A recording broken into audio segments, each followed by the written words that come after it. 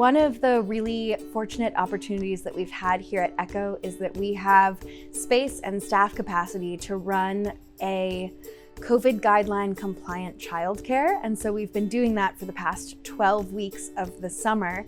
And it's just been really amazing to see all of the families of essential workers being able to have a place to send their kids. It's been really great to help kids adapt to all of the new expectations that are being put on them as they head into this new school year. So we've been doing a lot of mask wearing and talking through why we have to wash our hands so frequently and getting them ready for what the school environment is going to be like. And a lot of them are very excited and feeling super ready for that transition, which has been really rewarding.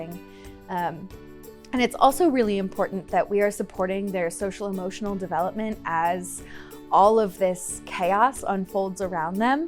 It's been really great to be an anchor for some of the kids that we've had for 6 or 7 weeks of the summer.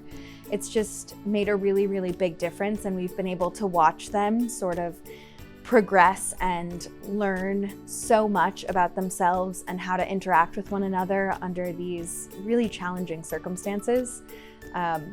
And it's also been really exciting to be able to incorporate STEM learning into all of it and make sure that that ball doesn't get dropped as we juggle all of these different variables and factors.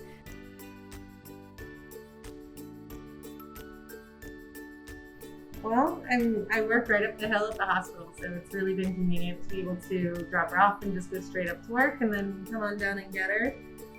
It's helped me with in between areas where camps have stopped, like the local one in our town. You guys added another week this week, which was awesome to help extend for when school got pushed a little bit. I think right now having this type of STEAM and STEM education available for our students, both in class here and then your virtual onlines and then the resources you have online, because they're not going to get it this year in school, whether kids are homeschooling or they're doing hybrid models.